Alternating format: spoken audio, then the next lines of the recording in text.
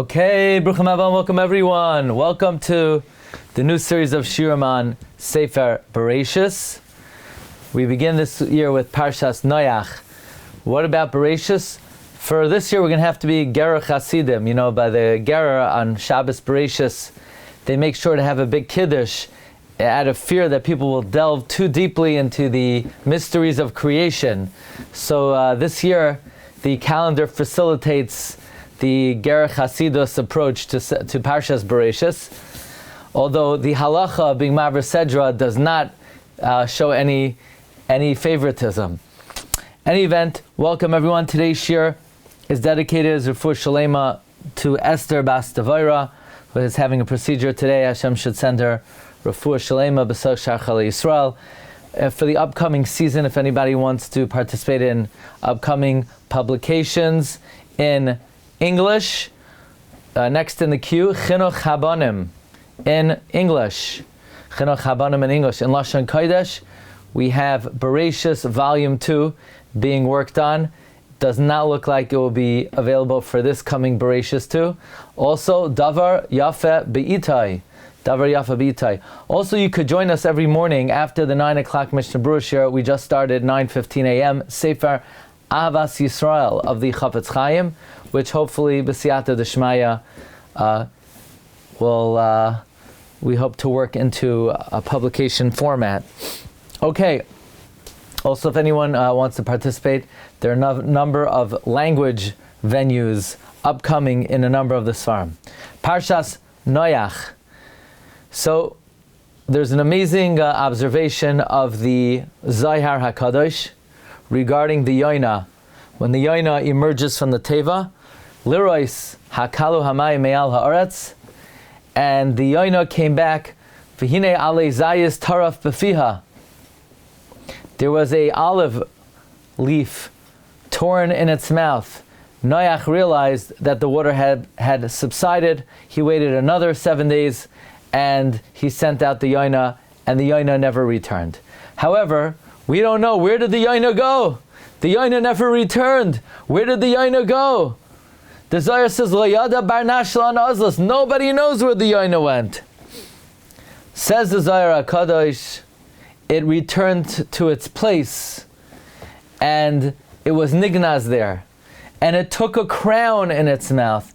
The Ale Zayis is reminiscent of a crown. It took a crown. And what did it do with the crown? It put the crown on the head of the Melech HaMashiach. And there, then it says, Tashas L'Roishai Ateres Paz. David HaMelech is called Zayis Ra'anan. Welcome back, Shmuel. Zayis Ra'anan, before HaKadosh Baruch Hu. And this olive branch is the King Mashiach, the son of David. This is what the Yoina was merames in the times of Noach, when it says, V'hine Ale Zayis Taraf Befiha. Ale Zayis is Mashiach. The Yoina tore the crown and put it on the head of Mashiach. So the Zohar presents us an incredible revelation that when the Yoina left the Teva of Noach, he went to put the crown on the Melech HaMashiach. And the Kamarna in Zohar Chai, he offers a remez to this idea. The numerical value of the words Taraf Befiha is David ben Yishai. Taraf Befiha is David ben Yishai. Well, the question is, what is the connection between the Yoina that Noach sent out of the Teva and the coming of the Mashiach? I don't think most people would have guessed that the Yoina went to place the crown on the head of Mashiach. And yet, lo and behold, the Zohar HaKadosh reveals to us that the Yoina went to place the crown on the head of Mashiach Tzidkenu. Okay, at the end of Parshas Bereshis, it says that Hashem decided to destroy man. The end of last week's Parsha. What does the pasuk say? Vayomer Hashem emche es ha'adam. I will obliterate, I will wipe out man that I created.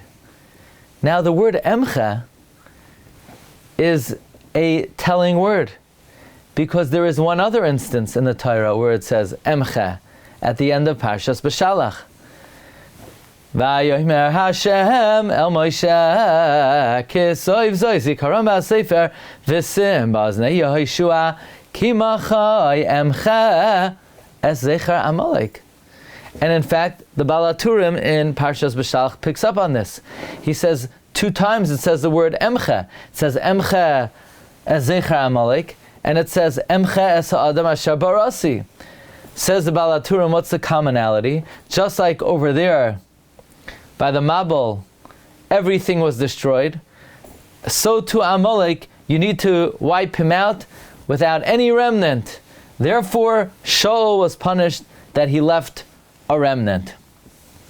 So the Baal HaTurim points out that the word Emcha is written by the Dar Hamabul and by Amalek. Why? The word Emcha implies complete destruction. Emcha implies complete obliteration, and without any remnant. And just like we were commanded to wipe out Amalek, just like the Dharma was completely wiped out, so too Amalek has to be completely wiped out. That's why Shaul was punished. Okay.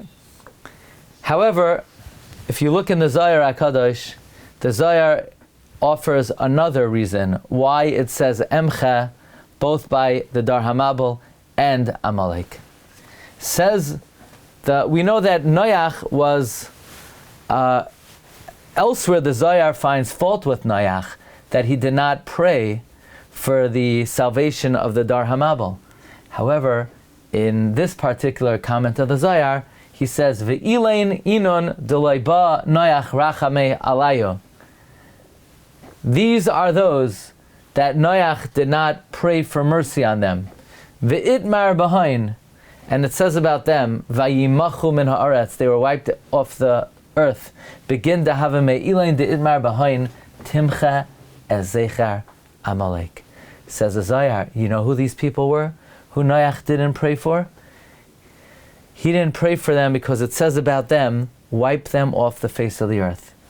And then the Zohar comments that those who were in the times of the Hamabul, about whom it says, Vayimach es kol hayakum, they were, those who remained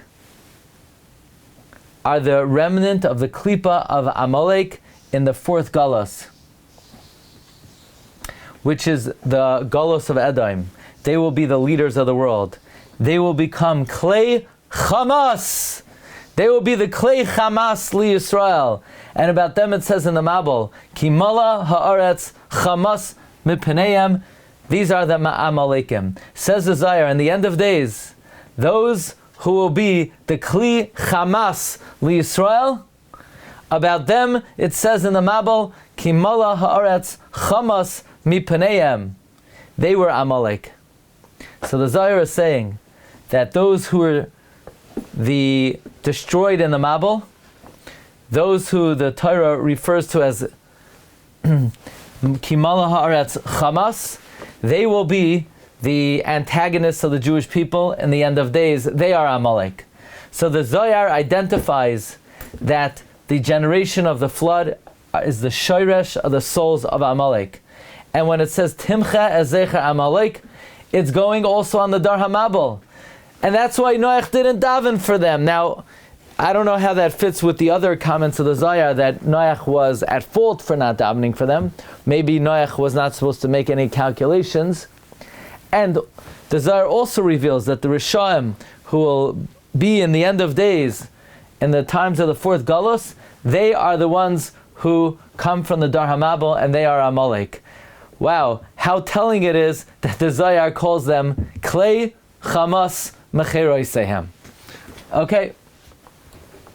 By the way, if you look at Targum on the word Hamas, they're called Chatufin, kidnappers. Just pointing out. Okay. Now, here's another very powerful clue. It says about the Dar Hamabul in the end of Bereshis, Vayar Hashem ki rabba ra'as ha'adam ba'aretz v'chol yetzer machshavos libay rak ra kol hayom. Says the Imrei Emes, this pasuk is again a remez to Amalek. The Medrash says that Haman had 365 advisors, like the solar year.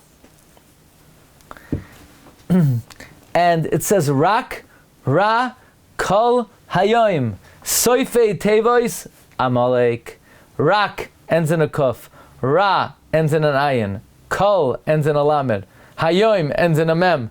So Amalek is here again identified in the Dar Hamabul, which works beautifully with what the Zohar says, that the root of Amalek was in the Dar Hamabul.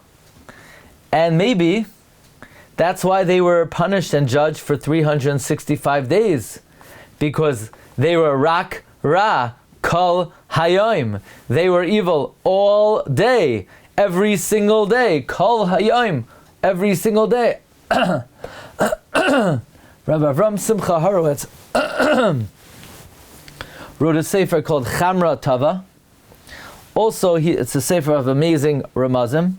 He says, Rak Ra Kol Hayoim is an amazing remez to Amalek, because we know that so long as Amalek is around, the name and the throne of God is not revealed in its completion, and the Kedusha of Yerushalayim is not in its completion. And this thing is nirmaz in the words Rak, Ra, Kol Hayoim, which is Gematria, Kes, Ka, Yerushalayim. In other words, the Chamra Tova says, the numerical value of Rak, Ra, Kol Hayoim, Kes, Ka, which is the diminished throne of God, Yerushalayim, spelled without the Yud, is the diminished status of Jerusalem.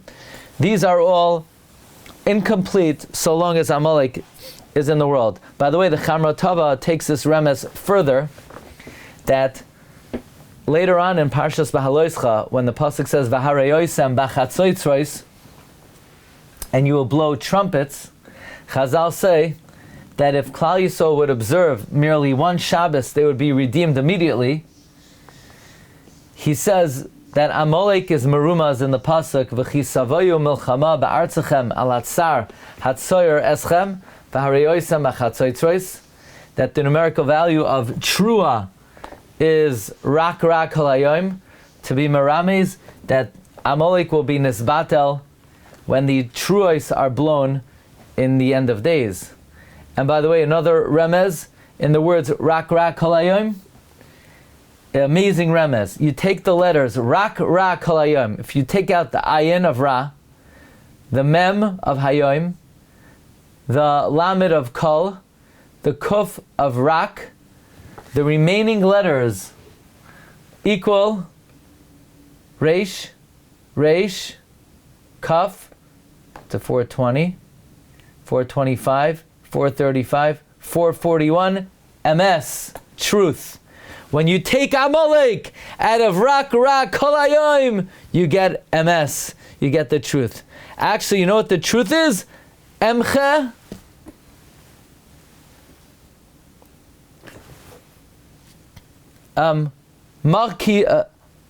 truth. Machai Timche Emche Rashi Tevois MS. You want truth? You got to wipe out Amalek. Now, the Zohar identifies Amalek are the Klei Chamas Mecheroiseyem. And now you have a deeper insight into what needs to be done with the Klei Chamas Mecheroiseyem to be able to achieve MS. So hopefully this week we'll be telling, this is the week of the obliteration of Kimala Haaretz Chamas Mipenehem. In any event, that's an amazing remez. If you take the letters Amalek out of Rak Ra Kol Hayom, you get the truth. And we all know that Kimala Haaretz Chamas are one of the greatest, if not the greatest, disseminator and promoter of Sheker in the world. Here's another amazing connection between the Dar Hamabul and Amalek. Vayomer Hashem emche es ha'adam asher barasi me'al pnei ha'adama me'adam ad behima ad remes v'adoif hashamayim ki nichamti ki asisem. Ki nichamti, because I regret. Where else do we have the word regret? Hashem uses the word regret when it comes to the creation of man by the Dar Hamabul. But we also find this word when Hashem speaks to Shmuel after Shaul was remiss in destroying Amalek. It says, Nichamti ki himlachti es Shaul Amelek. I regret making Shaul the king. The Malbim explains that there is a commonality. Whenever it says the word Nechama by Hashem, that Hashem is consoled over what he did, it is referring to the nullification of that act. Because everything's existence is dependent on God's desire. And if God regrets, so it's like it doesn't exist. Like it says by mankind, Ki nichamti, ki asisem. And this refers to something that has no more hope. Why is there no hope? It says by Shaul, Ki shav me'acharai. He sinned in thought. He didn't have enough emunah in Hashem. Because kefira is worse than taiva, or a bad nature. So the Malbim says the commonality of nichamti by the Mabul and by Shaul is the word nichamti implies Hashem's lack of desire that thing should exist. But there's a Sefer Hoid Malchus, Reb Chaim Weiss. He brings that the commonality of the two places of nichamti is because in both places it refers to Amalek. Like the Zohar says, Ki nichamti ki asisim, it's referring to the generation of the Mabul that was the sharish of the dar of Amalek. And likewise, the reason why Hashem was nichamti b'Shaul is because Shaul did not destroy Amalek. That's the deeper message of why it says nichamti in both of these places. By the way, this gives us a deeper insight into the mitzvah of destroying Amalek in general. It's very hard to understand this mitzvah. Aren't the ways of Torah pleasant? Don't Chazal say that the mitzvahs were given to purify man, and that the purpose of Torah mitzvahs is to rectify man and to give man good character? And it almost seems like this mitzvah demands that man perform the ultimate act of cruelty. How does that jibe with the other mitzvahs? By the way, just as an aside, we started learning today the Sefer Avas Yisrael, and we mentioned today from Rabbi Yaakov Moshe Charlap that, that hatred is, so to speak, part of the human condition. Shlomo HaMelech says, Eis le'ahoy ve'eis l'snai. There's a time to love and a time to hate. So God gave us the mitzvah of engendering animosity toward Amalek so that our heart is free to love other Jews. But if we're remiss in our hatred to Amalek, ultimately it will lead to sinas chinam. But here we're learning another idea, and that is, it gives a reasonable basis to mechias Amalek. We're commanded to rectify our midos by clinging and emulating the midos of Hashem. V'halachta b'drachav. When we wipe out Amalek, we are going in the ways of Hashem. Just like Mahu Chanun Barachum, we likewise try to be compassionate and merciful, but also God wipes out Amalek. Where did God wipe out Amalek? He did it by the Dar Hamabul. So just like Hashem, Mahu, just like Hashem wiped out the Dar Hamabul, which is the Mechias Amalek, we also follow in his ways. And this gives us an insight into the words of the Zohar that we began with, that when the Yoina did not want to return, he went to place the crown on the Melech HaMashiach. I want to explain it even further. That, the Rambam tells us upon entry into the land of Israel, we're commanded in 3 mitzvahs to destroy Amalek, and to make a melech, and to build a Beis HaMikdash. Which means that the destruction of Amalek signals the really we need a melech to destroy Amalek, but the destruction of Amalek ushers in the great day of the coming of Mashiach. This gives us an insight into why the Yaina, in the aftermath of the Mabul, went to coronate the Mashiach. The answer is, since the Mabul completed its task of wiping out the Shiur of Amalek, so now the world is ready for the MS. Like we said, if you take the letters Amalek out of Rak, Ra, Kol Hayom, you get MS. And now, like we also mentioned, the amazing remez, that not only if you take out those letters, you get, but Rak, Ra, Kol Hayom is Gematria Case Ka Yerushalayim, that God's throne is missing and Yerushalayim is missing. But now with the destruction of Amalek, God's throne is complete and Yerushalayim is complete. And therefore, it's the time to coronate and to crown Mashiach Tzidkenu, because when Amalek is wiped out of the world, Umemshelas Zadoin Ta'aver Mina Aretz, that's the most appropriate time to coronate the Melech HaMashiach and to elevate the honor of the Malchus Beis David. So this is a very hopeful understanding of the Dar HaMabul and the Mabul itself setting the stage and paving the way for the coronation of the Melech HaMashiach. And we hope that in our times as well, as we know, the reading of a Parsha is ma'orer the happenings of the time. This is a very important principle.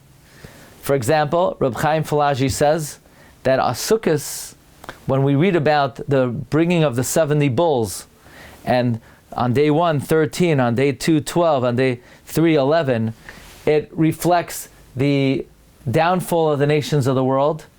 And Reb Chaim Falaji says in his time, when he knows of an individual that had certain legal issue, and he began his efforts to try to overcome these problems in Elul, and ultimately he was acquitted on Sukkot. And Reb Chaim Falaji says that it's related to our reading of the Shivim Parim on Sukkot. We actually pointed out from the Vilna Gaon, on day 1 we read Seir Izim, day 2 Seir Izim, day 4 Seir Izim. Seir Izim refers to Yishmael, that Yishmael's downfall begins on the first day of Sukkot. We pointed out 2 years ago, Sinwar was killed on the first day of Sukkot. Yishmael's downfall is complete on the 4th day of Sukkot. Hostage deal this year was completed on the 4th day of Sukkot. There's an idea that the reading of the Parsha creates the reality of the time. Another example is, Reb Chaim Falaji brings, the first 12 days after Sukkot, which we're still in now, correspond to the 12 months of the year, and each day corresponds to another month. And if a person is supposed to try to be mechazek in avodas Hashem during this time of the year, and by doing so, it will be a good omen for the rest of the year. Why these 12 days? Why do these 12 days portend to the entire year? Perhaps it's because we read Bereshis. Because we read Bereshis, reading Bereshis creates a hischadshus in the Bria. There's the year is renewed in the aftermath of Sukkot. In other words, not the first 12 days of Tishrei that portend the whole year. It's the first 12 days after Sukkot, because those are the days that we read Bereshis. The Parsha always creates the reality of the time. Another example is when the Gemaras were burnt in France in 1242, they made a She'elas Chalaim, and they were shown in a dream. Zois chukas haTorah, da gezeras oiraisa. It took place on Friday, Erev Shabbos Kodesh, Parshas Chukas. And because they were shown this Targum, so they decreed a fast on for the future on Erev Shabbos Kodesh Chukas. The Magen Avraham says because they saw the Parsha was Goyrem. The Parsha was Goyrem. You hear this? The timing of when we read a Parsha has an effect on the happenings of the time. You know, it's interesting. 9/11 was Parshas Kisava. It was the Parsha of the Toichacha. There's an idea, Yoima de Parsha Sagaram. So we hope also that this week we read about the downfall of Kimala Haaretz Chamas, the downfall of Klei Chamas Mecheroseim. And the Yoina goes and he paves the way for the coming of Mashiach. So may this Kriyas Parshas Noach portend Yeshuas for Klal Yisrael. Okay, Rabbi say, have a great day. Bracha v'atzlacha. And hope to see everybody next week, for sure, if not sooner. Kata. Okay, thank you.